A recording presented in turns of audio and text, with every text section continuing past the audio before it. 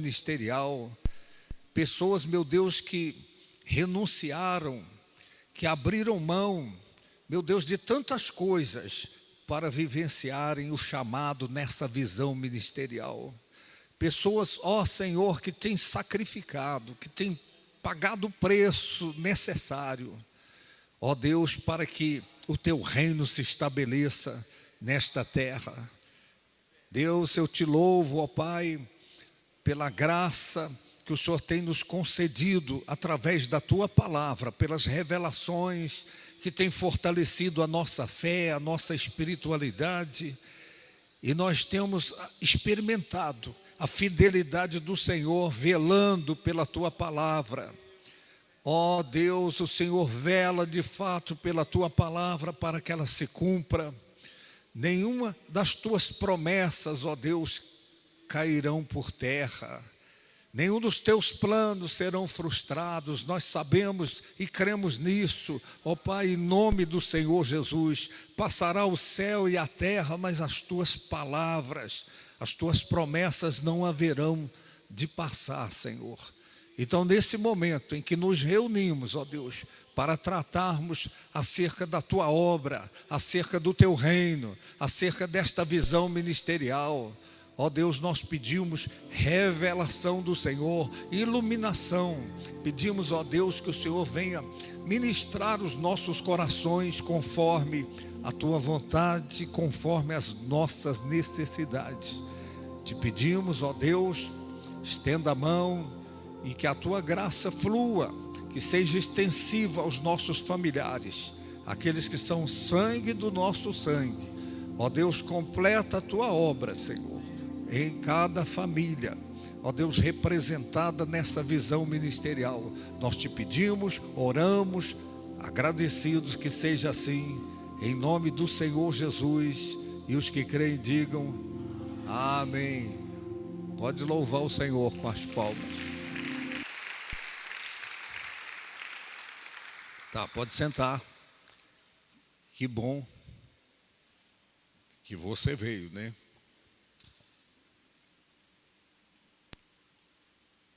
Tá, nós temos alguns assuntos que iremos abordar nessa reunião, mas antes, nós vamos a uma reflexão à luz da Escritura Sagrada. Você que tem a Bíblia,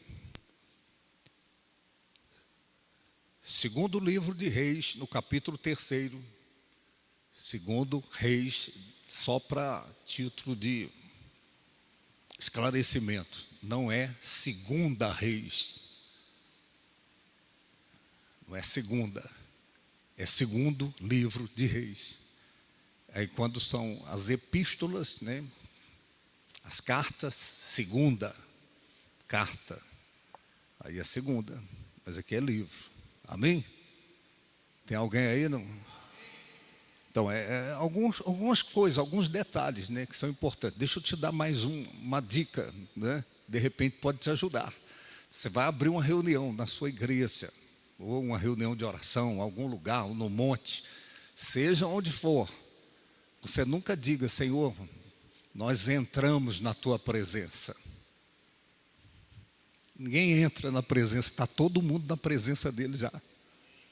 Você pode falar, Pai, ó Deus, em cuja presença estamos. Tá, entramos na sua presença. Ninguém está fora da presença dele. Tá? Quem serve, quem não serve, está na presença dele. Amém?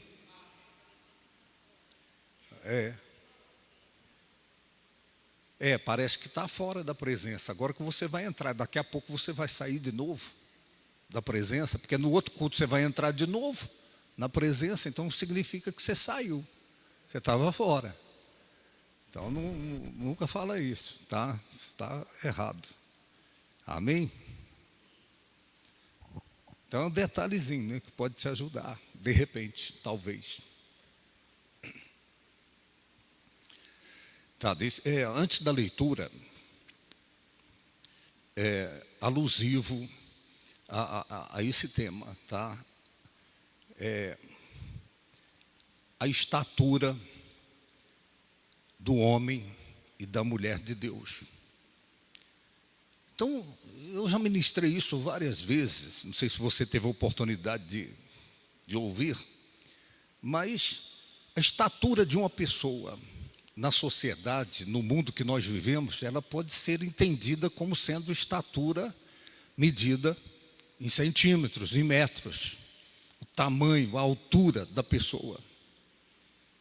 Então, uma pessoa pode dizer que a outra pessoa é grande por causa da estatura física. Então, a estatura física, ela pode ser medida com unidade de medida de centímetros, de metros, né? Agora, na sociedade, uma pessoa pode ser tida como grande por conta do poder aquisitivo. Então, uma pessoa pode ser vista, pode ser notada na sociedade porque ela tem muito dinheiro, porque ela tem bens desse mundo. Então, pode ser grande a pessoa, analisando por esse critério.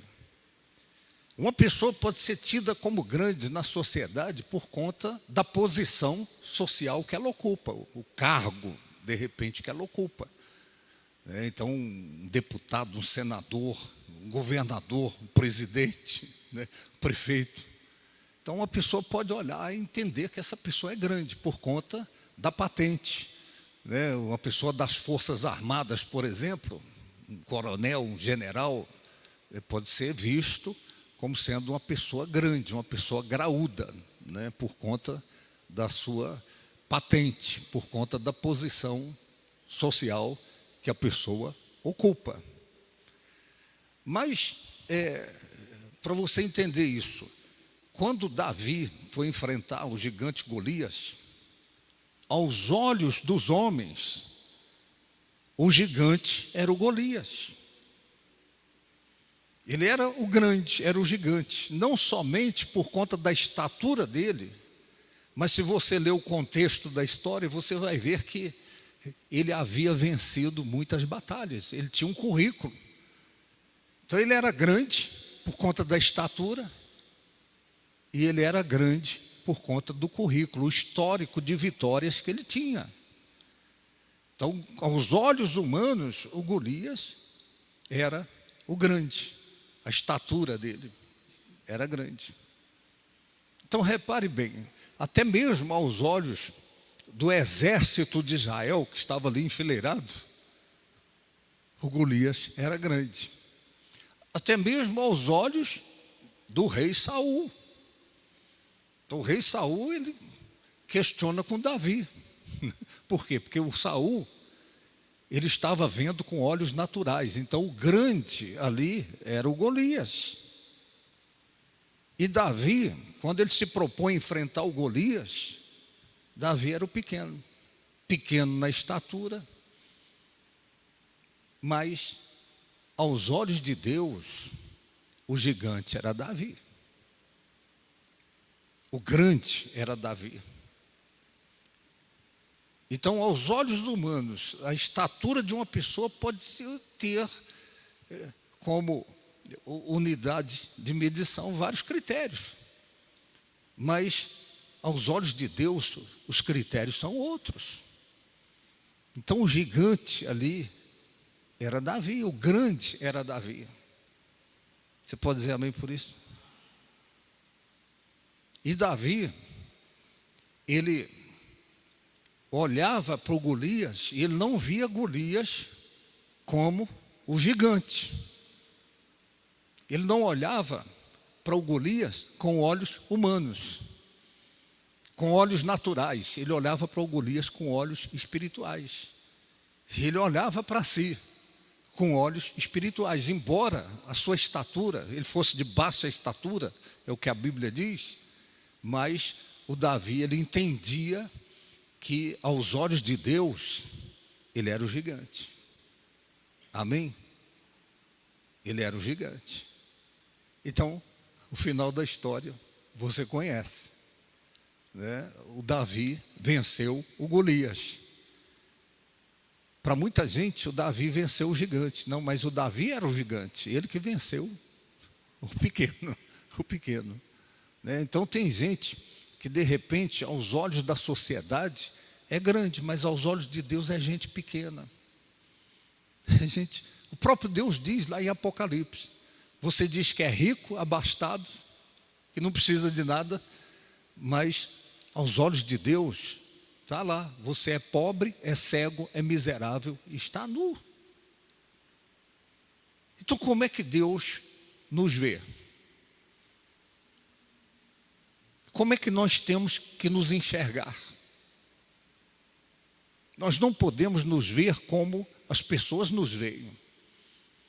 Nós temos que ser como Davi, nós precisamos nos ver como Deus nos vê. Amém? Então é aquilo que eu falei uma certa vez. Esther, a menina Esther, aos olhos humanos, ela era uma escrava. E ela está ali, uma menina, sem pai, sem mãe, criada pelo tio. Órfã. Aos olhos humanos, ela era pequena, desprezível. Ninguém notava, ninguém percebia. Só que aos olhos de Deus, ela já era uma rainha. Ela era uma rainha. Sabe por quê? Porque Deus não nos vê como nós somos. Deus nos vê como nós podemos nos tornar na mão dele. Vou dizer de novo, Deus não nos vê como somos. Deus nos vê como podemos nos tornar nas mãos dele. Então Deus está olhando para você agora. Ele não está te vendo como você é, não está vendo você com as suas limitações, com as suas carências, com as suas fraquezas, com os seus tropeços, suas falhas. Deus está vendo você como você pode se tornar nas mãos dele. Então é isso que a palavra do Eterno diz. Deus chama as coisas que não são como se já fossem. Por quê? Porque Ele vê as coisas que não são como elas podem se tornar nas mãos dele. Você acredita nisso? Então, de repente, o desempenho de um vocacionado, de um pastor, de um obreiro, de um missionário, pode ficar a desejar, porque a pessoa, num dado momento, ela começa a olhar para si com olhos naturais. Mas a ousadia, ela vem, ela acontece, ela é deflagrada quando você começa a olhar para si com os olhos de Deus. Quando você começa a se ver como Deus te vê. Amém? Então, a sua estatura, aos olhos naturais, você é pequeno. Nós somos pequenos. Mas aos olhos de Deus, somos grandes, porque Deus não nos vê como nós somos. Deus nos vê como nós podemos nos tornar nas mãos dele. E assim, quando nós lemos as histórias dos heróis da fé, é isso que nós enxergamos. Quando o anjo aparece a Gideão, Gideão se via como o pior, o mais pobre, o mais fraco, o covarde. Então, Gideão tinha um problema que muita gente tem, o problema da autoestima, autoestima lesada, autoestima baixa. De repente você pode pensar que Davi, por conta do histórico, ele venceu o leão, venceu o urso.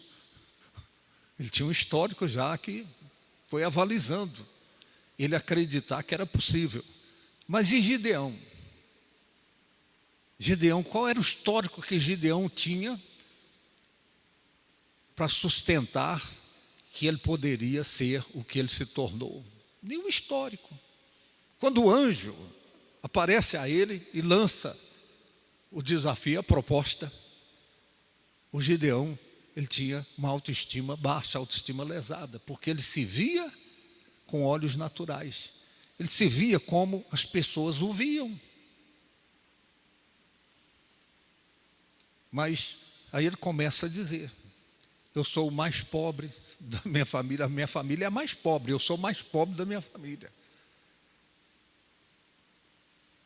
Só que a batalha de Deus com Gideão foi fazê-lo se ver como Deus o via. Como Deus o via, não como um fracassado, não como um derrotado. Porque Deus, quando viu Gideão ali, tremendo de medo, Deus o viu como ele poderia se tornar. E de fato ele se tornou. Se tornou grande. Entrou para a galeria dos heróis da fé. Então isso é muito importante. Agora, eu te pergunto, no caso de Davi, por que que Davi era gigante? Porque ele era gigante, primeiro, no louvor e na adoração. Davi era um adorador por excelência, um adorador por excelência. Ele tinha conexão com Deus constante através da adoração.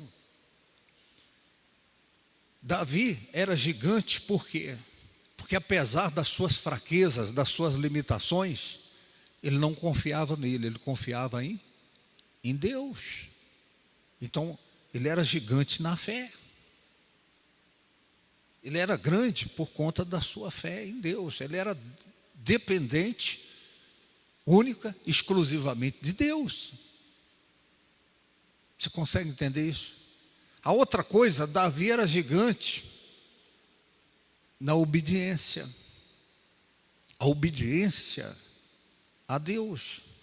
O próprio Deus diz, é melhor obedecer do que sacrificar. Então Davi, ele demonstra a sua obediência, primeiro, obedecendo seu pai. Quando o profeta Samuel chega para ungir o novo rei de Israel, Davi estava apacentando as ovelhas do seu pai. Obediente, servo. Então, eu cheguei no ponto. Davi era gigante porque era servo. Ele era disponível para servir. Lembra que João Batista disse, importa que ele cresça e que eu diminua. Sabe qual é o problema da maioria dos vocacionados? Eles querem crescer, sem diminuir. A pessoa chega num ponto do chamado, da vocação ministerial, que a pessoa começa a confundir o crescimento aos olhos de Deus e o crescimento aos olhos da sociedade, aos olhos do mundo. E aos olhos de Deus a gente cresce quando a gente diminui, para que Cristo apareça. Você consegue entender isso? Então Davi era gigante porque ele era servo. Ele era disponível para servir. Para servir não somente a Deus, mas servir quem precisasse do seu serviço. Então vamos lá.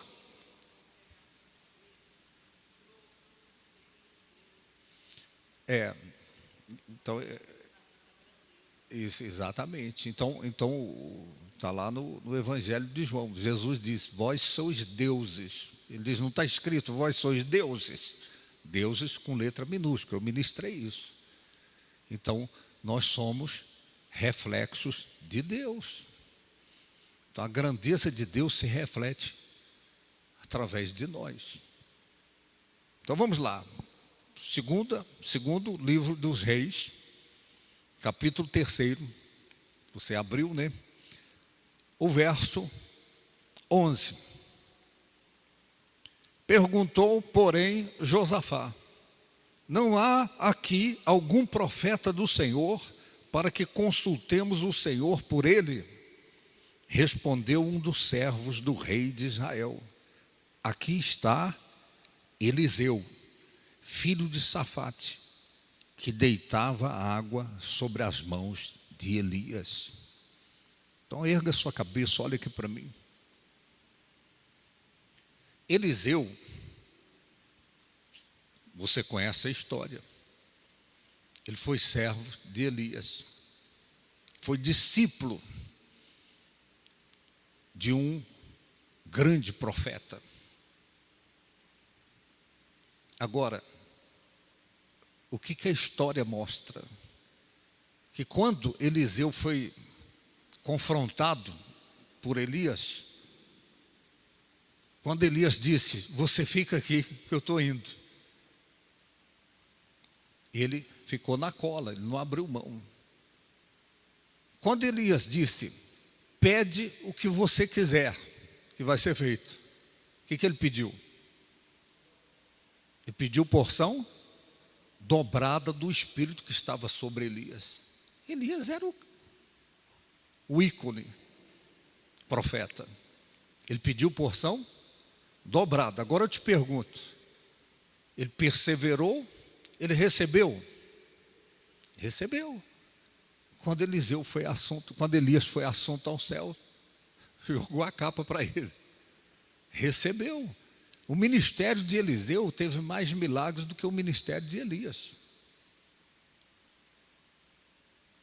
Agora aqui, especificamente nesse texto, na hora que o rei perguntou, falou, você não tem um profeta aqui que possa dar uma luz para nós? Aí Eliseu foi lembrado. Alguém se lembrou do Eliseu, falou, olha, tem Eliseu. Mas por qual critério Eliseu foi lembrado? Pela porção dobrada? Pelos milagres? Mortos ressuscitando? Por qual critério Eliseu foi lembrado? Tem alguém aí, não? Ele era servo. Ele era servo. Então, quando lembraram dele, não foi porque, tem um camarada aí que ressuscita mortos, tem um camarada aí que faz sinais, prodígios e maravilhas. Tem um sujeito aí que, de fato, é homem de Deus. O critério que ele foi lembrado como homem de Deus é que ele era disponível para servir. Você consegue entender isso? Ninguém falou ali, falou, não, esse é o cara. Ressurreições, milagres, sinais, prodígios, Jordão abrindo. Ele foi lembrado porque ele era disponível para servir. Vocês estão compreendendo? Ele foi lembrado que ele era um grande homem de Deus, porque ele era servo. Deu para entender a estatura? Tem um monte de gente querendo dons espirituais, carismas. E os dons que a maioria busca são os dons que dão ibope. Os dons que são notados e recebem aplausos. Por quê? Porque as pessoas estão querendo dons, capacitações sobrenaturais para se satisfazerem. Eu sou, eu faço, eu aconteço, eu sou o cara. Tem gente que está querendo o dom, o poder para poder chamar atenção, para ficar em evidência. Só que aos olhos de Deus, quem chama atenção é quem está disposto a servir. Lembra que Jesus disse? Mateus 11, 28, 29 e 30. Então ele conclui dizendo, aprendei de mim, que sou manso e humilde de coração, e achareis descanso para as vossas almas. Disponibilidade para servir ao que Deus quer de mim, ao que Deus quer de você. Agora, não é fácil encontrar pessoas disponíveis para servir, disponíveis para darem suporte para quem precisa. Só que aos olhos de Deus, embora quem está servindo pareça aos olhos humanos pequeno, aos olhos de Deus essa pessoa que é grande.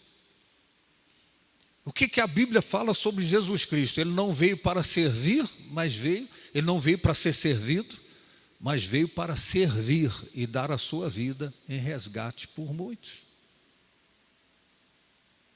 Ele foi chamado pelo profeta Isaías como servo sofredor, disposição para servir, disposição para se entregar naquilo que for preciso, para ajudar, para acudir, para socorrer, servos. Amém? Então, vou te fazer uma pergunta.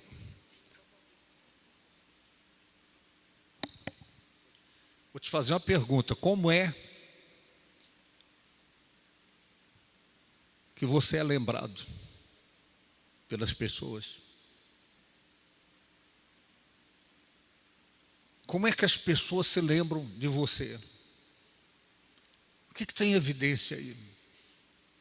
A gente tem gente aqui no nosso meio que chama atenção pela disposição de servir. Gente que está sempre disponível para servir, para ajudar, para acudir. Gente que se sacrifica para servir, para ajudar. Como é que você é lembrado? Estão compreendendo? Eu tenho colocado, vez por outra, que de alguma forma a gente passa por essa vida e a gente vai ser lembrado. A gente vai ser lembrado. Então, uma pessoa passa por essa vida, passa pela sua vida, ela pode ser lembrada por conta do sofrimento que te causou, o mal que te fez. Tem um tanto de gente que eu me lembro dessas pessoas pelo mal que me fizeram. Tem gente que é lembrada pelo mal que causou, pelo sofrimento que causou, o mal que fez. As feridas que abriram são lembradas.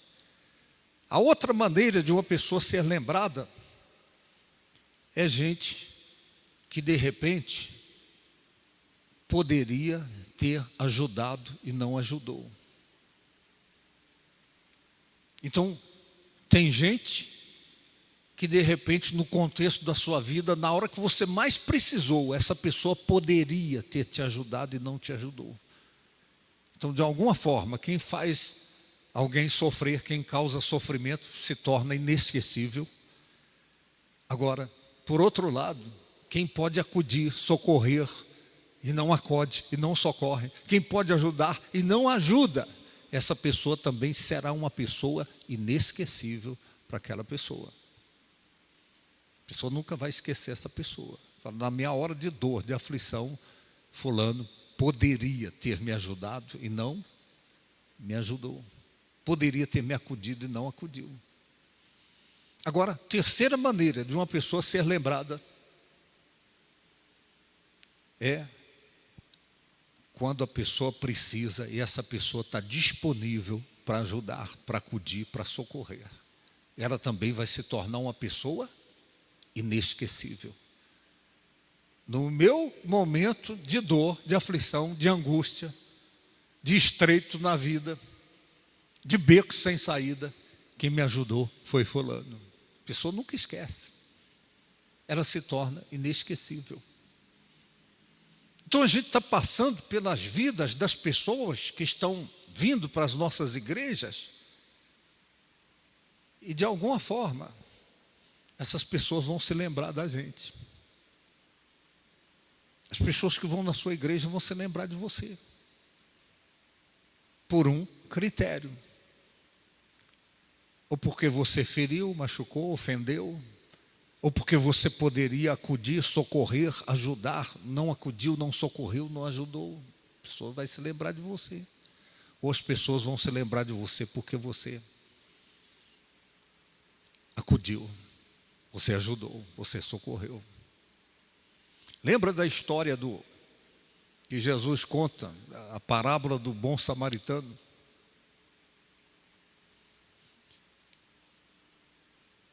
Passa o sacerdote, o pastorzão, passa. Fez nada. Passa o levita, o obreiro, fez nada. Cortou volta. Aí passa um samaritano. Um que aos olhos humanos era pequeno. A estatura era pequena. Porque aos olhos da religião ele estava desqualificado. Mas ele parou, ele interrompeu a agenda dele. Acudiu, socorreu, deixou pago. Falou, se alguma coisa ficar a mais, eu vou pagar quando eu voltar. Esse que foi acudido, que foi socorrido, não acredito, nunca esqueceu. Talvez ele foi entregue lá desacordado. Mas ele deve ter perguntado, quem me socorreu, quem me acudiu, quem... Então esse ponto é importante. Eliseu não foi lembrado pelo poder, pelas profecias que ele entregava. Deixa eu te falar uma coisa. Quando Deus levanta um profeta, Deus não levanta o profeta para estabelecer um tempo, um momento. Deus levanta o profeta para estabelecer uma pessoa. Compreendeu isso? O ministério, seja ele qual for, do profeta, sacerdote, seja ele qual for, Deus levanta a pessoa para o ministério, não é para estabelecer uma estação, um momento, uma ocasião. É para estabelecer uma pessoa, é para formar uma pessoa. Então, de repente, a gente está correndo em vão. Se a gente está querendo o resultado diante de nós, mas Deus está querendo o resultado em nós. Caiu a ficha agora? Então, aí eu vou na campanha, uma das campanhas aí que nós colocamos, seja a sua melhor versão. Que tema, né? Seja a sua melhor versão.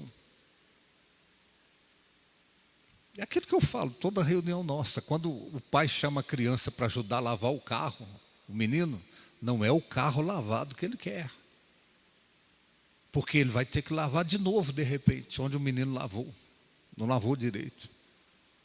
Só que o pai está feliz, porque o menino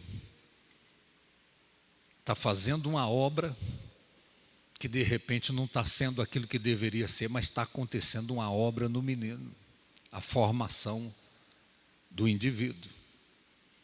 A mãe chama a menina para ajudar a lavar a louça, ela tem que lavar de novo, de repente. É a louça lavada que ela está querendo, quando ela chama? Não. Ela está querendo a formação dessa menina. Então Deus, quando nos chama para um ministério, para uma obra, embora nós busquemos resultados diante de nós, o que Deus está querendo, de fato e de verdade, é um resultado em nós. É o que a gente está se tornando, fazendo a obra. Agora, a maneira que Deus tem para a gente se tornar o que Ele quer que a gente se torne, é a gente fazendo o que Ele chamou a gente para fazer. E a gente dando tudo de nós, fazendo bem feito.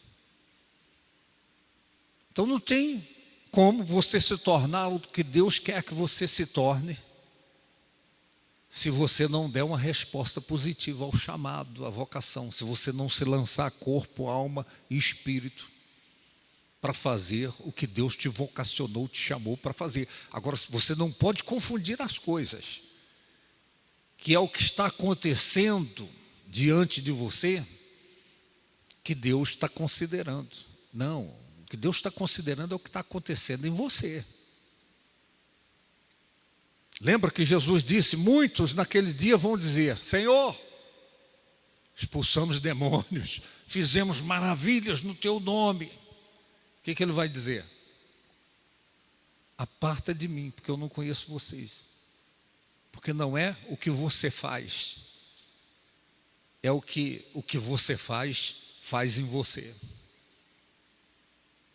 Não é a obra que você faz que Deus considera, é o que a obra que você faz está realizando em você. É a obra que a obra realiza quando você faz a obra. Deu para entender ou ficou confuso? Então de nada adianta você de repente está arrebentando nos resultados, mas você não está se melhorando. Você não está sendo uma nova versão. Então, todo mundo deve ter visto isso, né? O vídeo do Bispo Macedo falando do pastor que se matou, né? Você viu? Quem viu? A bispa postou lá no grupo lá. Agora, é de partir o coração as palavras do Bispo Macedo. É de causar indignação em qualquer pessoa que de fato e de verdade conhece o Evangelho. Por quê? Porque o camarada, quem é que sabe o que aconteceu com ele, para ele chegar nesse extremo? Agora, as declarações ali que são feitas, se referindo a ele, meu Deus do céu. Então, por trás desse indivíduo tem uma mãe, certamente tem um pai, tem uma esposa, provavelmente tem filhos. Cadê a solidariedade?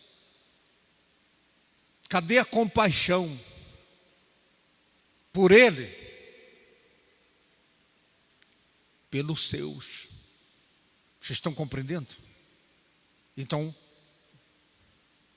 cadê a disposição para servir? A declaração para dizer, nós vamos amparar a família não vai ficar desamparada, nós vamos ajudar, vamos acudir. Cadê a declaração? E se tem um outro pastor aí que de repente está meio fora de linha, fora de sintonia, a gente está disponível para te ajudar. Vocês estão compreendendo como é que tem muita gente que de repente o que conta é o resultado aqui, ó, e não o resultado aqui.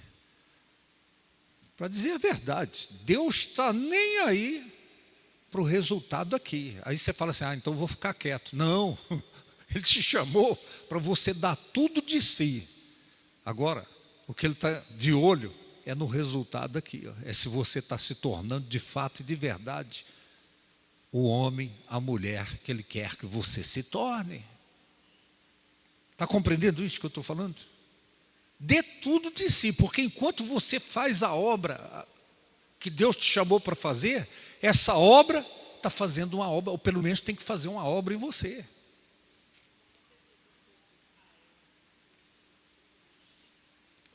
Então, a questão do povo de Israel, o que diz lá em Deuteronômio? Deus diz, eu te atraí, te levei ao deserto para saber o que estava no seu coração. Então, o que Deus quer saber? É o que está na sua igreja? Não, é o que está no seu coração. É que homem de Deus é você, que mulher de Deus é você. Porque tem gente que corre o risco de perder aquilo que é essencial, aquilo que é fundamental, aquilo que de fato tem importância. Jeremias, leia o livro de Jeremias, leia Lamentações de Jeremias. Jeremias teve um ministério frustrado aos olhos humanos. Ele tinha uma indignação, por quê? Porque ele não tinha feedback do seu ministério, da sua pregação, da sua proclamação. Ele não tinha resultado aqui, mas ele tinha um resultado aqui, ó. Deu para entender isso? Então não é o que acontece através de você, que Deus está considerando. Embora você tenha que fazer acontecer. O que Deus está considerando é o que acontece em você, enquanto você se dedica naquilo que Ele te chamou para fazer. É o quanto você está crescendo. E a gente cresce no reino, na obra, diminuindo, desaparecendo.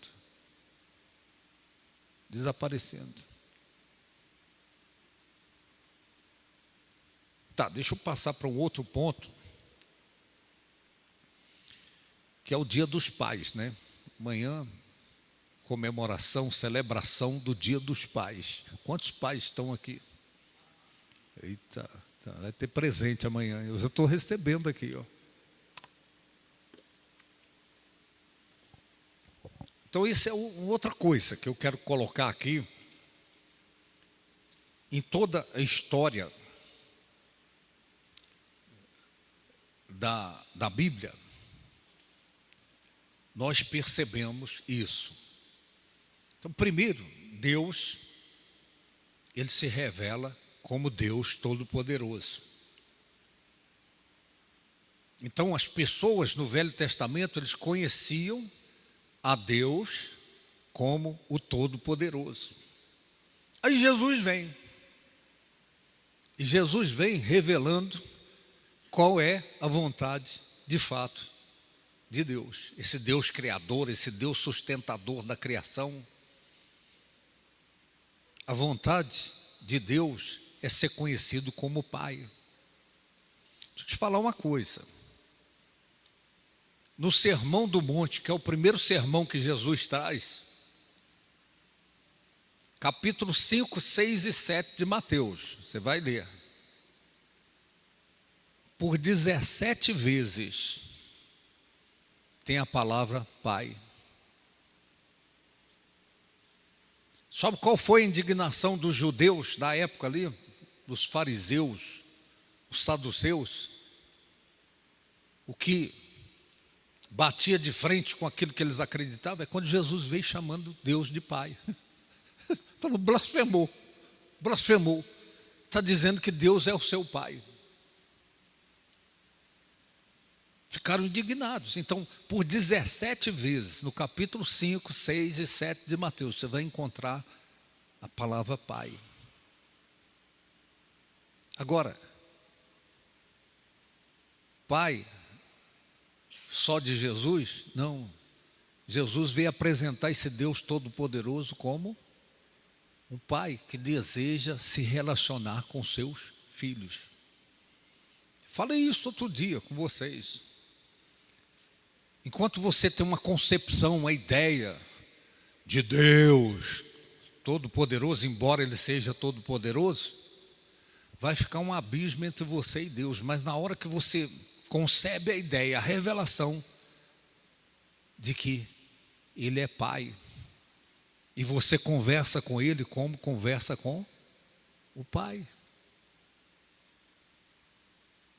Então, isso é estreitar a sua relação com Ele. Deus Todo-Poderoso, Velho Testamento. Novo Testamento, Ele revela em Cristo Jesus qual é a sua vontade. Ser conhecido como Pai. Observe, Jesus toda hora falando. Não andeis ansiosos.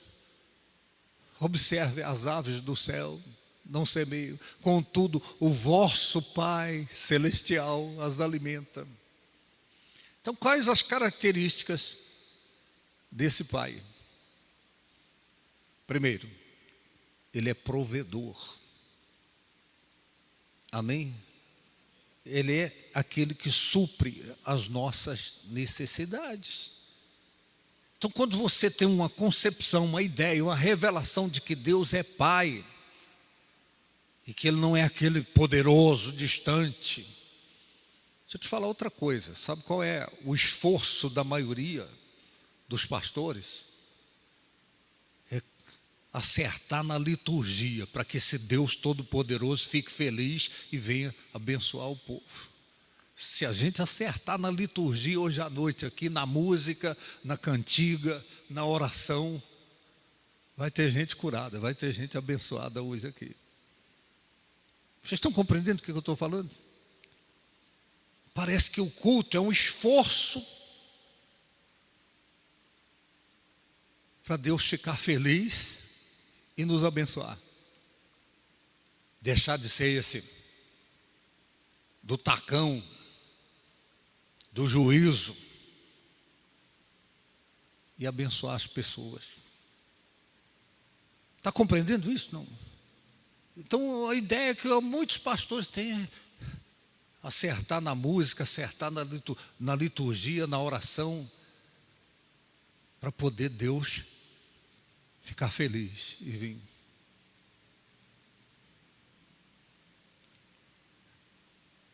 Olha o exemplo aqui, ó. Você tem cachorro em casa? Quem tem cachorro em casa? Cachorro. Sabe como é que o seu cachorro te vê? Como o Deus dele. Seu cachorro é o Deus dele. Você é o Deus do seu cachorro, aliás. Então, na hora que você não está ligando para ele, o que ele faz? Ele vem e está bando o rabo e faz ali, e pula em você. Então, ele dá um jeito de te agradar para poder você dar o feedback. Aí você vai, vem cá e brinca com ele, faz o afago nele. Vocês estão compreendendo? Você é o Deus do seu cachorro.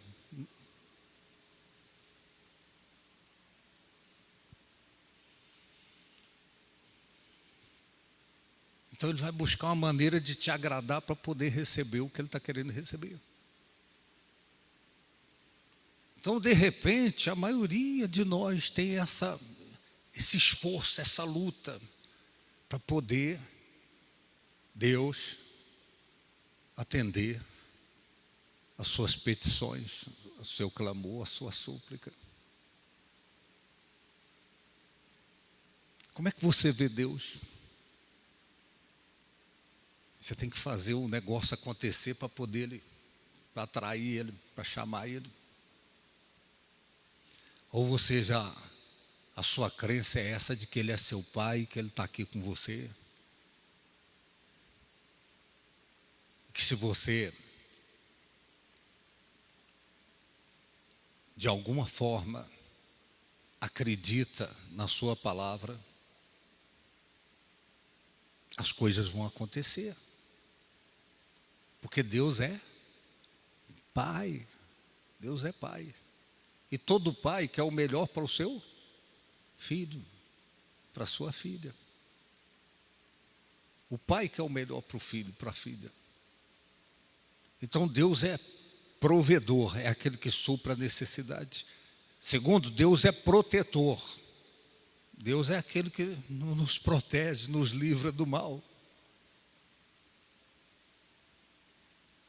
Você está com a criança você fica protegendo, evitando que ela se machuque, que ela caia, que aconteça uma tragédia.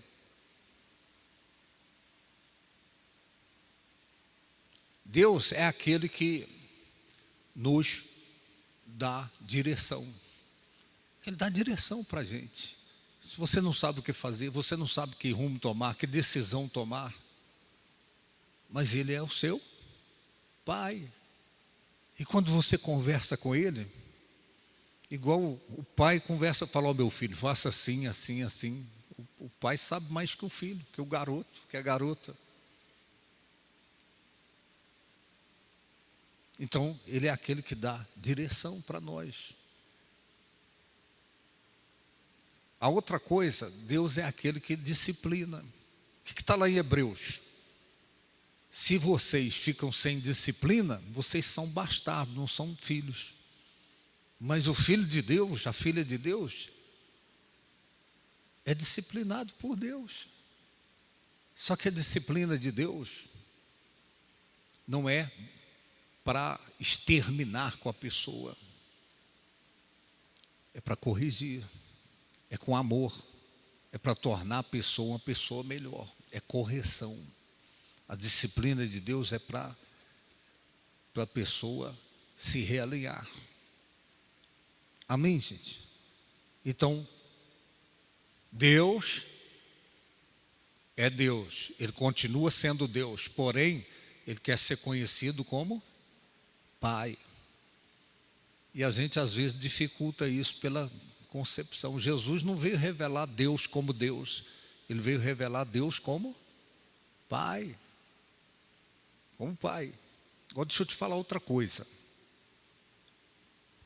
A paternidade de Deus é uma coisa. Agora, a paternidade de Deus tem que provocar a irmandade. Paternidade é uma coisa, a irmandade é outra coisa. A paternidade tem que desembocar na irmandade. Vou te explicar isso. Deus só é pai de quem está disposto a ser irmão da outra pessoa que também Deus é pai. Então a nossa conexão com Deus tem que desembocar em conexão uns com os outros. Paternidade é uma coisa, a irmandade é que evidencia que Deus é nosso pai. Então Deus não é pai se você tem dificuldade para ser irmão daquele que Deus é pai também. Escuta só.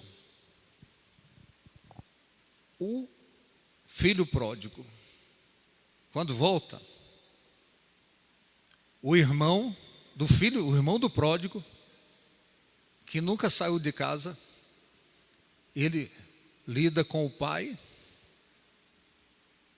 de um jeito, mas ele tem restrição com seu irmão. Então, a dificuldade do pai ali na parábola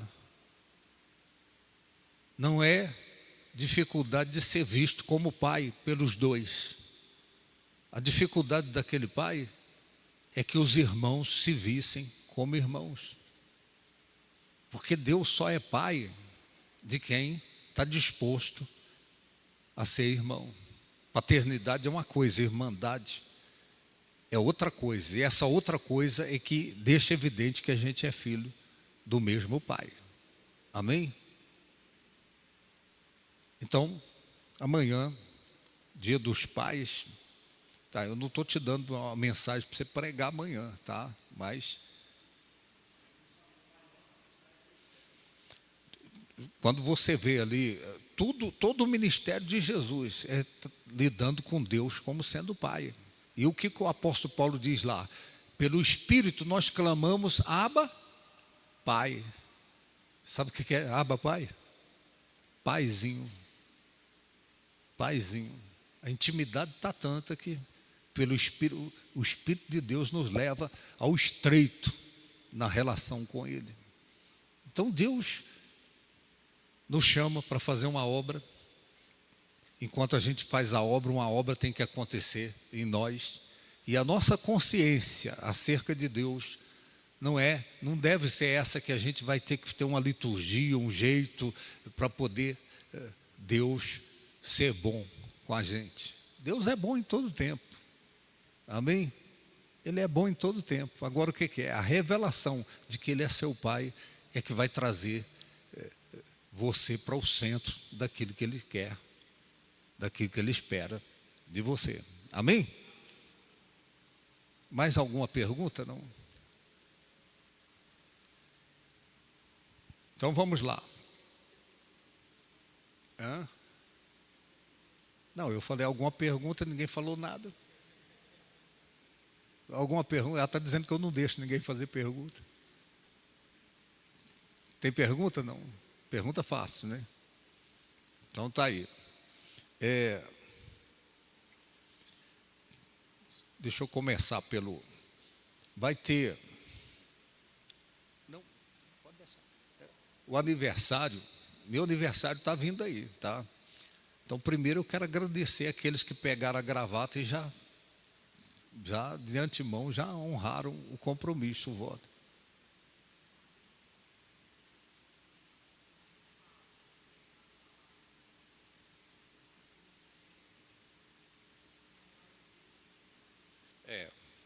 Isso aqui é outra coisa que está lembrando aqui, é aquela expressão, o melhor de Deus ainda está por vir, né? O melhor de Deus já veio, o melhor de Deus é Jesus Cristo. Então, se Ele não nos negou o melhor, que é o Filho dele, como é que Ele não vai dar as outras coisas? Né? Então, vamos lá. Meu aniversário está chegando aí. Então, dia 3 será a data do meu aniversário. Agora, a sugestão é porque, assim, nós somos uma família. Tem alguém aí, não? Somos filhos do mesmo pai. E a irmandade é que revela que a gente é filho do mesmo pai. Então, eu não sei, né? Eu tenho uma sugestão que a gente... Eu não gosto de festa. Tá? Vamos fazer uma festa, tá? Salgado, não sei o quê. Eu tenho uma sugestão, se vocês concordarem. No domingo, dia 7 de setembro, acho que fica bom para todo mundo, né? A gente tem um período lá na chácara. A chácara foi para isso, para a gente ter momentos ali de comunhão. Cada um leva o seu. Cada um leva lá só seu kit, comida. O único que não leva nada sou eu, né? Que sou aniversariante. Eu passo numa mesa, noutra. Entendeu? Então, eu penso assim, a gente teria um momento lá de mesa, de comunhão, de confraternização, de celebração, né? Eu vou completar 66 anos, tá? Então, eu estou vendo um monte de gente aí que não está chegando nessa idade. Deus tem sido bom, né? De preservar a vida, com saúde. E bonito, né? Quando eu conheci a bispa, a Aurélia, eu tinha 22 anos. São 3 vezes 22, 66. Ela passou mais tempo comigo do que com a família dela, o pai, a mãe dela. Ela tem mais tempo de vida comigo do que com a família dela, os irmãos. Então, assim, eu tenho mais de 1000 razões para celebrar, né? 66 anos de vida. Então, assim, somos uma família. Então, para quem é essa proposta? Então, dia 7 de setembro, não sei se você vai desfilar, vai? Hã?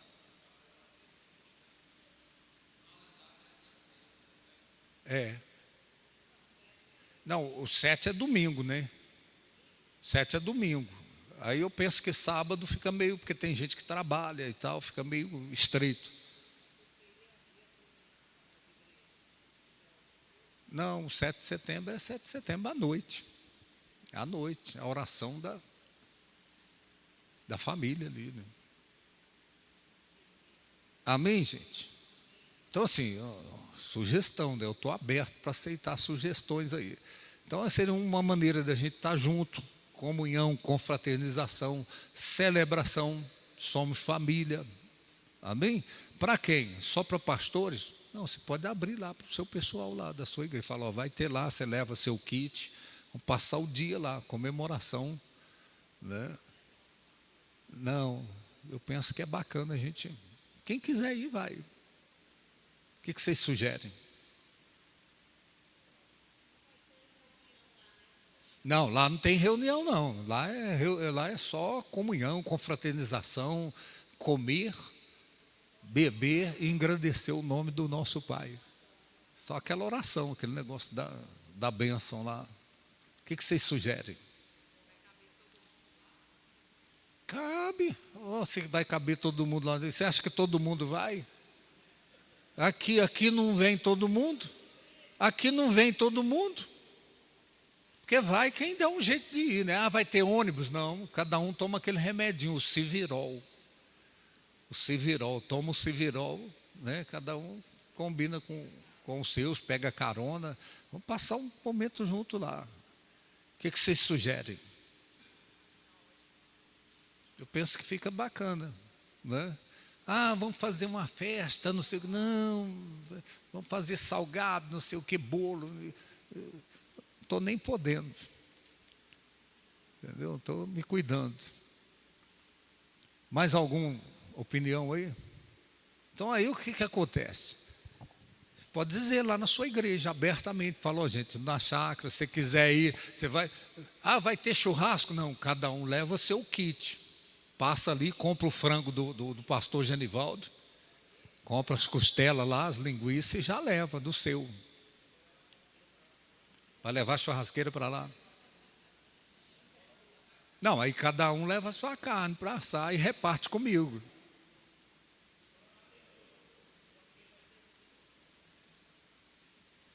Então, gente, escuta só. Deus é festeiro, amém? Então, aquela questão da cruz e da mesa. Então, são esses momentos que marcam, tá? Esses momentos, essas oportunidades que a gente tem de estar junto, de celebrar. E lá é um lugar que Deus preparou para isso, né? Para a gente estar usufruindo. Deixa eu falar outra coisa sobre a chácara Peniel. Particularmente, eu penso assim, o pastor, então tem um pastor lá que se matou. De repente, você não se dá conta que lidar com gente vai te estressando, vai te sugando. Por quê? Porque tem gente que já está numa dimensão de saber lidar com isso, de equilibrar. Mas tem gente que vai se estressando. A obra pode ser estressante, pode ser desgastante. Entendeu? Aquilo que eu preguei aquele dia, a dor, as dores da visão, né? Aquilo ali é um seminário, meu Deus do céu. As dores da visão. Então, o pastor vai e se mata. Outro dia eu vi lá uma postagem de um pastor que entrou em depressão e entregou a igreja. Tinha 30 e poucos anos de igreja, aí entregou porque estava com depressão. Então, de repente, vai sugando, vai vazando. Entendeu? Porque pode chegar uma hora que a pessoa quer fazer a obra na força do braço. E a Bíblia diz, não é pela força nem pela violência, mas é pelo Espírito. Então, quando você faz pelo Espírito, não tem estresse. 90 e poucos anos pregando, o Jim Swagger morreu, né? Então, de repente, pode ser estressante, porque você não está sabendo lidar, né, com aquilo que está te desafiando. Não é pela força, quando você vai pela força. Eu aprendi, eu falo, poxa, sabe o que eu aprendi? Não ser negligente com a obra, com os desafios da obra. Mas eu aprendi a entrar no descanso de Deus. Não é isso que está lá em Hebreus? Entra no descanso. Então não é você ser negligente, ser relaxado com a obra. É você dar tudo de si, fazer o que precisa ser feito, mas você confiar em Deus. O descanso de Deus, você saber que Deus é soberano sobre aquela situação. Então, se você corre o risco de se estressar, de espanar a rosca, o pastor se matou. Então, para quem chegou depois, foi. Tem um pastor aqui da cidade, me chamou e falou assim, moço, como é que você aguenta? Esse tanto de igreja, esse tanto de desafio, pastor e não sei o quê, e problemas e tal. Eu aprendi a fazer pelo Espírito e não pela força do braço. E ele depressivo, lá, depressão, ele falou, moço, eu só estou com isso aqui e eu estou estressado. Então, aprender a entrar no descanso de Deus. Então, o que eu quero falar com você, pastor? É que o pastor precisa tirar periodicamente o seu dia com a sua família. A chácara está lá para isso, gente. Você não paga nada, lá tem um lugar agradável, pitoresco, para você amarrar uma rede, para você levar lá, você, sua família, suas crianças, para ter um tempo, entendeu? De recarregar a bateria. Então isso é uma necessidade. O que a palavra diz? 6 dias trabalharás, no 7º, Não é descansar de parar de fazer tudo, não. É você entrar no descanso de Deus. Você recarregar suas baterias sabendo que Deus está no controle. Então é um ponto que eu quero chamar a atenção dos pastores. Está lá a chácara. Eu falo, quem é que está indo lá? Ninguém. Está lá um lugar aprazível, pitoresco, deu aí um feriado, um intervalo, ou então um meio de semana, você tem uma folga do seu trabalho, pega lá, a família fala, vamos passar o dia lá. Ajunta aí as coisas aí, vamos passar ali, comprar o frango assado e passar o dia lá. Que lugar é aquele, né? Leva a barraca, dorme de um dia para o outro lá, o colchonete, passa de uma noite para outra. Você volta, ó. Eu estava dizendo, o povo sai daqui, vou tirar férias lá em Salvador, em Porto Seguro. É um dia para ir, um dia para descansar da ida. Depois, quando volta, é um dia para voltar e um dia para descansar da volta. Eu falei, gente, tem um paraíso aqui, a Chácara Peniel. O povo está pegando estrada, correndo risco, entendeu? E canseira, e estresse. Eu falei, gente, aquilo ali é uma riqueza que Deus deu para nós. Pega a sua família aí de vez em quando, um sábado, fala, poxa, vamos passar o dia lá. Tem que agendar? Não, só você e sua família, pronto.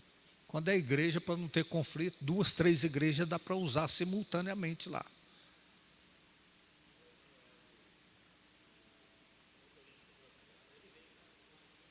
Ele teve lá? Aí, ó, tá vendo? O alemão lá. Aí, ó, tem o caminhoneiro que nós compramos a grama lá da Arena Peniel. Nem batizamos a Arena Peniel. Tem que marcar o dia do batismo. Né? Você tem que sarar o joelho para você poder pegar, nem que seja no gol. Aí, o caminhoneiro que fretou, nós fretamos para trazer a grama, ele foi 2 vezes lá. Ele falou, gente, isso aqui é um paraíso, eu posso trazer minha família aqui. Agora o pastor João está dizendo que ele veio, trouxe a família e usufruiu lá daquela maravilha. E nós estamos aqui, ó, pertinho, e ninguém está considerando a necessidade disso. É uma necessidade espiritual, biológica, a questão da sua família, você tem que ter um tempo para a sua família, sua esposa, entendeu? Isso aí faz um bem enorme, tá? Para as relações familiares. Amém? Então, às vezes o pastor estressa, o cara se matou, o outro entregou o ministério. Por quê? Porque não recarrega a bateria. Tá bom, gente? Então, fica assim, então, dia 7, tá bom? Lembrando que é dia 3 o meu aniversário, tá? É dia 3. Outra coisa, com relação ao grupo de pastores. Então, foi levantada uma questão. Alguém me abordou e falou assim, ó, o grupo de pastores deveria ter 2 grupos de pastores, porque tem os pastores do campo que estão no grupo. Por quê? Porque, de repente, é tanta postagem ali no grupo de pastores, de foto, tem pastor que põe 18 fotos do culto dele. Bota de perfil, bota de frente, bota de costa. Entendeu? E aí enche de foto, de coisa ali, e aquilo que é essencial, que é fundamental, que é para abastecer as vocações, os chamados, que é dica, de repente, para poder o camarada ter um norte na hora das suas meditações. O cara não consegue ver, porque quando ele vai ver, já passou da hora. Um áudio que é colocado, entendeu? Os bispos estão sempre colocando lá sugestões, né, pastores colocam. Então, de repente, vai ajudar o colega. Mas tem tanta coisa postada ali, e o que é pior, posta no de pastores, e aí posta no de obreiro também. E aí posta no do baba também, do futebol. Quem está lá, está nesse aqui. Vocês estão compreendendo? Então, se você vai postar no grupo de pastores, é bom que os pastores do campo também vão, porque eles não estão nos servos, né? Mas posta nos grupos tudo. Entendeu? Aí fica 18 postagens ali que o camarada põe. Agora, quando você vai ver, qual o propósito disso aqui? Qual o objetivo? Tem que ter um propósito, né, que vai edificar, que vai trazer uma luz, um lampejo ali para os colegas. Se não, entendeu? Posta num grupo só. Os demais estão naquele outro grupo. Vai todo mundo saber da sua postagem. Mas aí enche de postagem. Põe no dos levitas. Os levitas já estão lá nos servos. As pastoras, líder de jovens, os líderes de jovens já estão no de obreiros. Já estão no de obreiros. No Kids, liderança aqui. As mães que oram. Aí bota na mãe que ora também e tal. E fica 18 postagens. Então, assim, a sugestão é que o grupo de bispos e pastores, se tenhamos 2 grupos, as fotos são importantes. Eu, particularmente, eu acho importante. Por quê? Porque o outro pastor vai ver, entendeu? O trabalho do colega ali, a evidência, de repente um videozinho, tudo isso soma. Porque, de repente, você não está seguindo ele no Instagram, no Facebook, poderia ver lá. Então, o grupo é específico, tem problema.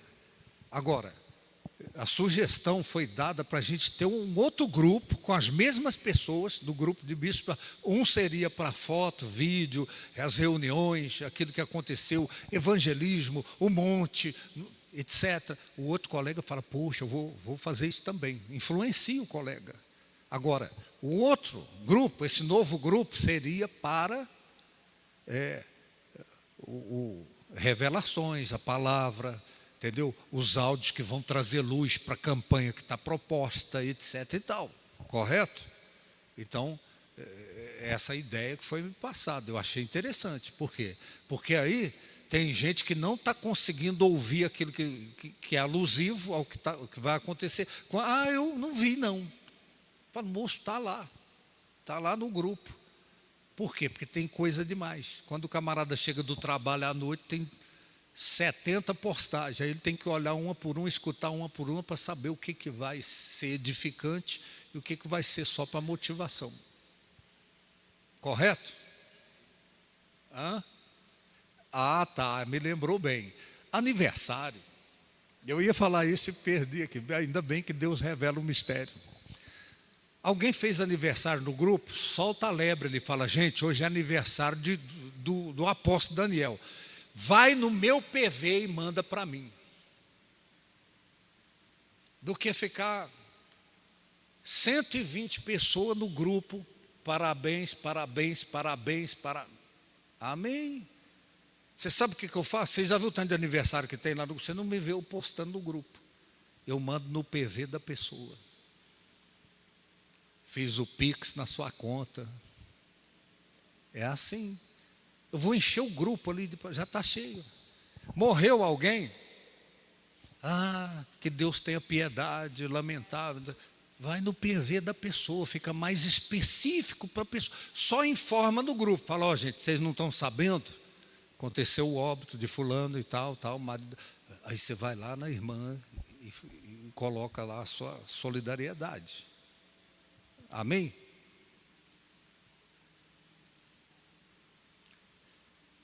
Amém, gente? Concorda com isso também? É parabéns demais. Todo dia tem 200 pessoas fazendo aniversário. Manda no PV, só informa. Entendeu? É igual que morreu uma pessoa. Entendeu? Porque é tanta coisa no grupo que de repente não dá para a gente ver. Aí alguém mandou no meu PV, faleceu fulano, tal. Falei, opa, não sabia. Vocês estão entendendo? É coisa que a gente precisa saber. Então, no PV da pessoa, fica mais específico, fica mais direto. Não tem como a pessoa não ver. Agora, bota no grupo, tem um falando de festa, outro falando do velório, outro não sei o quê, outro dando parabéns e tal. Aí, quando passou, não viu. Perdeu. Vocês estão compreendendo? A gente tem igreja do campo também, que a gente está lá nos grupos de igreja do campo. Aí tem que olhar os grupos tudo ali, assim, para saber o que está acontecendo. É coisa demais. Então, assim, combinado? Aniversário, só informa, porque talvez a turma não está sabendo, informa. Ou então você reforça, fala, gente, lembrando aí, fulano, aniversário. Morreu alguém? Velório na casa de fulano. Informa lá. Agora vai no PV, fica mais específico no PV. Se você me der os parabéns no meu direto ali, puxa, que bacana. Foi direto. Porque de repente a pessoa bota no grupo para poder alguém ver que ela considerou. Tá, outra coisa. Vai fazer o aniversário do pastor, da pastora, do pastor auxiliar e tal. Vou fazer domingo. Não sacrifique culto para fazer meu aniversário, nem de fulano, nem de ciclano. Vai fazer no domingo? Não tem problema fazer no domingo. Faça um culto abreviado, entendeu? Faça tudo que tem que ser feito ali abreviado, porque tem gente que veio, não veio para o aniversário, gente que veio porque tem uma causa, tem uma questão, a pessoa está precisando de uma graça especial e de repente chega ali, aquele tanto de homenagem, entendeu? Eu quero cantar um hino. E aí vai, homenagem, a pessoa está aflita, angustiada, está ali, diz, vai fazer, faz no sábado, vai fazer no domingo, não tem problema. Agora, fala, gente, culto está terminado, agora nós vamos passar para a segunda parte, que é a celebração do aniversário aqui, do meu pastor, da minha pastora, do apóstolo. Final do culto, não sacrifica culto, tá? Para fazer aniversário. Junta o útil ao agradável. Amém? Amém? Concorda com isso ou não? Tá, o que mais? O ideal é pedir para criar outro grupo. Um para ficar botando os acontecimentos e o outro para botar as dicas, as revelações, os textos.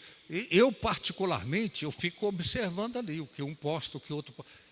É uma riqueza, viu? As coisas que saem ali para a pessoa ter uma luz de meditação, para estar compartilhando na sua igreja, está saindo muita coisa. O bispo John, o bispo Santos, né? Pastores, pastoras, botando ali coisa mesmo que ajuda o colega. Amém? Então vai ficar esse grupo que está. Não sei quem é que pode criar esse outro grupo aí com os mesmos. Tem que ser alguém que está mais familiarizado com essas. Você cria o outro, e aí já coloca lá, bispos e pastores, mensagens e etc. Põe lá, revelações. Amém, gente? Tá, deixa eu falar outra coisa.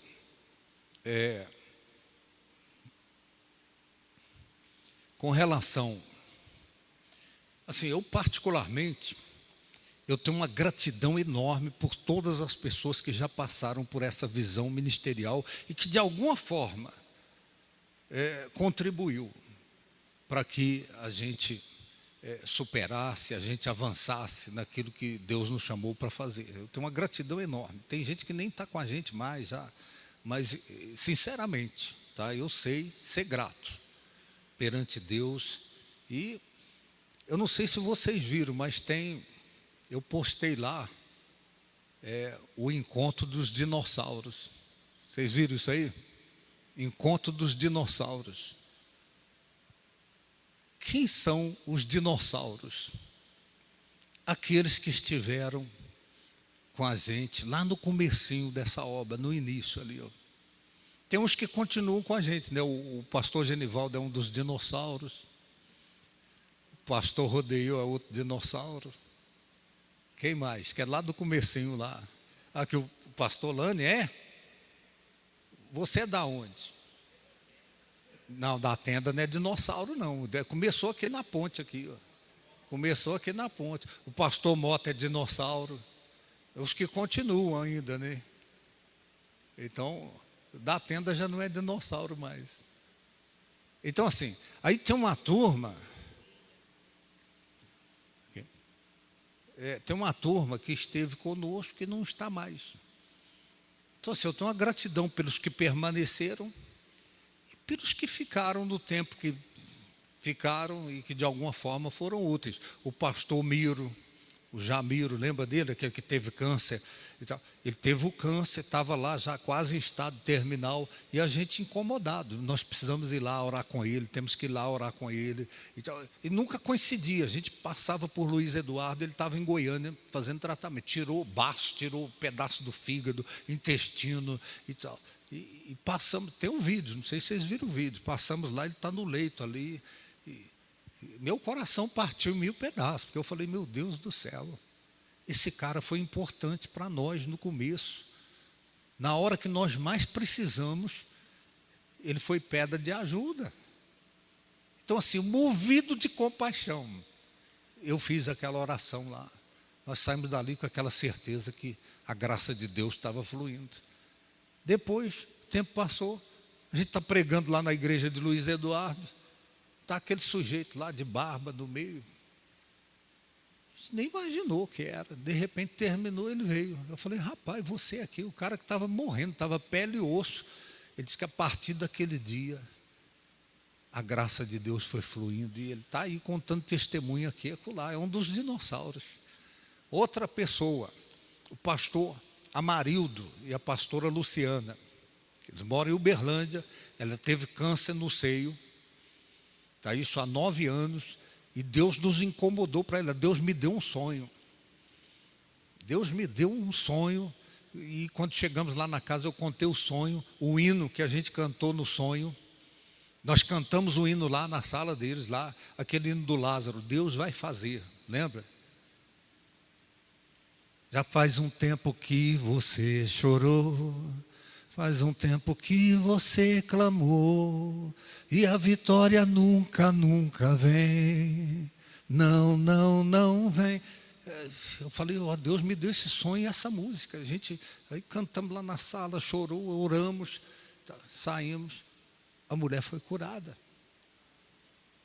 E agora, nós ficamos sabendo que, depois de 9 anos, veio no outro seio um câncer severo, mais severo do que o outro, que não dá nem para fazer cirurgia. Então, isso é coisa que parte o coração da gente. Fomos lá na casa deles de novo, lá. Fomos lá e sentamos, tivemos um momento de mesa com eles, do compartilhar da graça de Deus, e eles recordando o tempo que eles estiveram aqui, e emocionados mesmo. E, assim, Deus me incomodou muito essa questão dos dinossauros. Então, esses dinossauros que ainda não estão em extinção, acho que a gente tem que ser grato enquanto está vivo, né? E a Mauri aqui, ó, em São Desidério, a Mauri esteve com a gente também, mora em São Desidério, aí casou, virou professor, não ficou mais com a gente, mas ficou um tempo importante com a gente. Aí o Amauri, ele estava inchado, gordo, problema cardíaco, dando piripaque, precisando fazer procedimento no coração e não podia fazer porque estava melindroso, se faz, morre, se não faz, morre. E o Miro curado, aí marcou na casa dele, com a esposa dele, um almoço, para que eu e a Aurélia fôssemos. Aí nós chegamos na casa dele, ele estava no quarto, chegamos lá, entramos na cozinha e tal. Ele não sabia, não contaram para ele que a gente ia. E eu pensei que ele estava sabendo. Pensei, não, marcou um almoço lá e está sabendo. Só a esposa dele sabia e as filhas.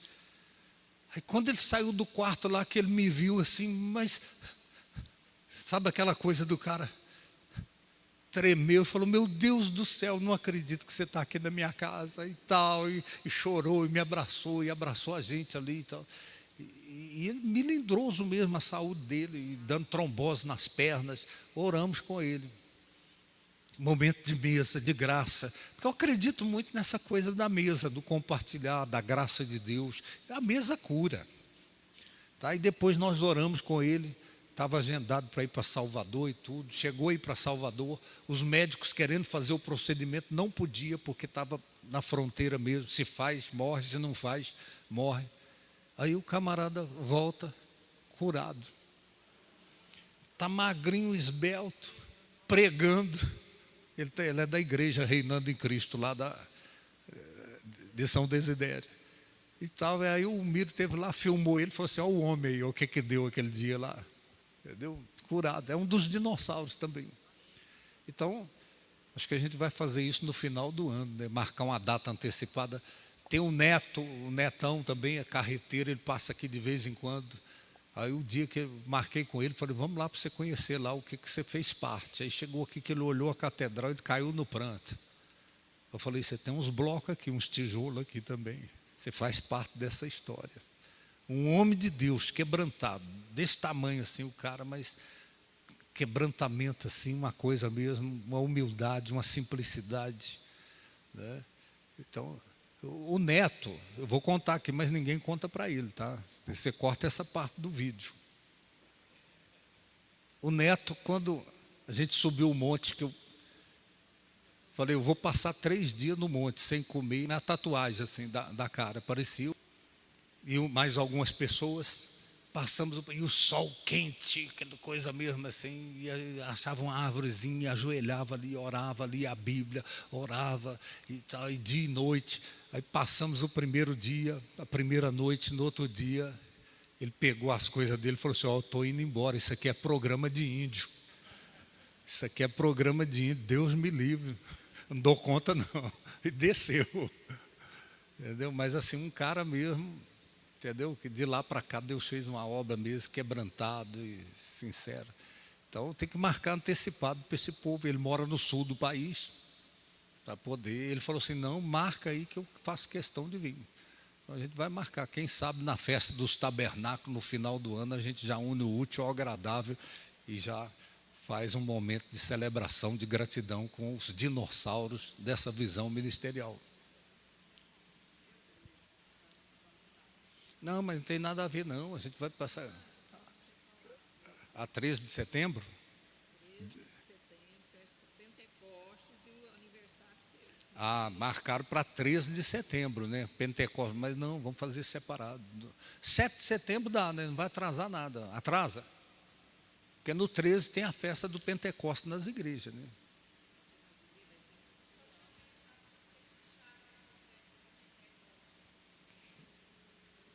É, mas aí eu acho que é melhor ser aqui mesmo, por causa da logística, né? Que a gente está orando, falando com o pai, para comprar o ônibus, né? O ônibus está vindo aí. O ônibus e van, né? Porque tem hora que a van leva um grupo ali, né, de 16 pessoas, já resolve também. Tá, outra coisa. Já tem que começar a divulgar, né? Outra coisa, a arrecadação de alimentos na sua igreja. Tá? Algumas igrejas estão fazendo isso sistematicamente. Já a revelação já está com mais gente da igreja da importância desse trabalho. Então tem gente carente, tem pessoas necessitadas que precisam ser acudidas, ajudadas. E quando você faz, eu fiz isso o tempo todo. Eu dava sacolinha, eu falava, ó, entrega lá a sacolinha, eu comprava a sacolinha e dava, e falava assim, ó, você vai trazer no mínimo, que tinha gente que trazia uma cesta inteira. No mínimo, 1 quilo de alimento não perecível, no mínimo, para a gente ajudar os carentes, os necessitados. Então, toda a vida a gente acudiu, socorreu, porque quem tem mais ajuda, quem tem menos. Tá? Então, isso é muito importante, você estabelecer, de repente, lá uma equipe, né, que assume essa parte do diaconato, né, que é para ajudar, para acudir quem precisa. Então, tem que trabalhar a arrecadação na sua igreja. Dá sacolinha, compra lá um pacote de sacolinha e fala, ó, leva. Aí sabe o que eu falava? Falava, ó, está te dando a sacolinha aí, se você puder trazer e quiser trazer, traga. Se não, pega a sacolinha e põe lixo e põe lá na rua da sua casa para o lixeiro. A pessoa, Deus me livre, eu vou trazer. Entendeu? Então, assim, a gente consegue acudir. Casa de Refúgio Bom Samaritano está funcionando desse modo. Então, o pastor Leandro está com um trabalho lá muito forte nesse sentido, né? Aqui na Catedral também. Quem mais está fazendo aqui, lá na Santa Rita? A pastora Dora também está fazendo aqui, está o pastor Cristiano, o John, né? Então, é muito importante. Tá? O pastor Claudiano. Muito importante cada igreja fazer isso. Tá? Agora, lembra do caseiro da chácara também, tá? Arrecadou lá, poxa, o que eles fazem? O pastor Leandro, todo mês, ele separa lá o dízimo das cestas, né?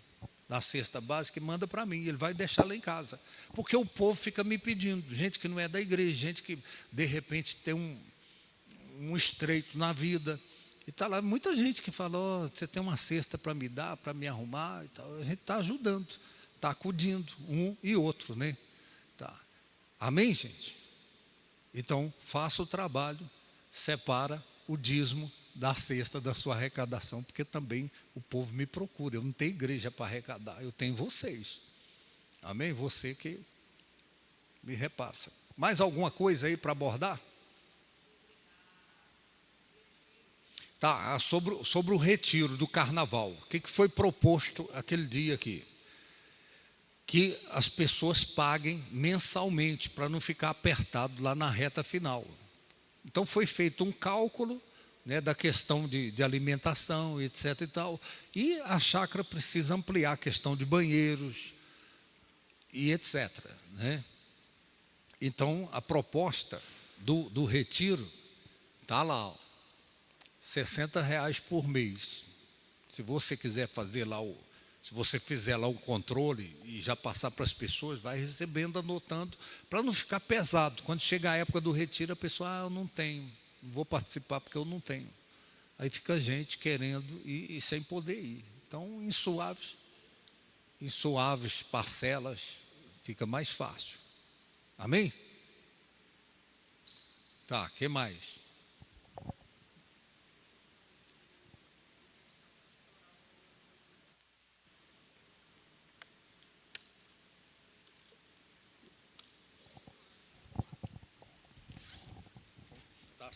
Está sendo cogitado imersão pastoral fora de Barreiras, ou Brasília, ou Salvador. Então está sendo cogitada aquela imersão geral, né? E a gente está estudando isso aí, como é que vai ser feito. Amém? Tá, vamos orar. E vai ter um lanchinho ali. É só um tira-gosto. Fala tira-gosto, o pessoal lembrou de quando tomava uma, né? Vamos orar, fique em pé, em nome de Jesus. Tá, com relação à parcela da chácara, tá, eu estou lembrando lá, por quê? Porque quando vai chegando a data da parcela e que as entradas estão no estreito, e é um argumento para você passar para o seu povo também, para a pessoa ser mais generosa e tal. Você fala, tenho compromisso de R$15.000 da chácara, e as pessoas acabam fazendo uma ajuda mais considerável. Amém? Pai Santo, Pai querido, Pai das luzes, Deus e Pai do nosso Senhor e Salvador Jesus Cristo, somos gratos ao Senhor por esse tempo que tivemos aqui, esse momento, ó Pai, em que pudemos compartilhar a Tua palavra, as revelações, e que pudemos, ó Deus, ter um realinhamento em relação à visão ministerial que o Senhor nos confiou. Confirma a boa mão do Senhor sobre nós e que de fato os resultados aconteçam, não somente diante de nós, mas principalmente em nós, que cada um continue crescendo, diminuindo, crescendo na graça, no conhecimento do Senhor, e que jamais essa pessoa retroceda do propósito, do chamado, da vocação ministerial. Eu oro, eu peço, agradecido que seja assim, em nome do Senhor Jesus, e os que creem digam amém. Gente, tem aqui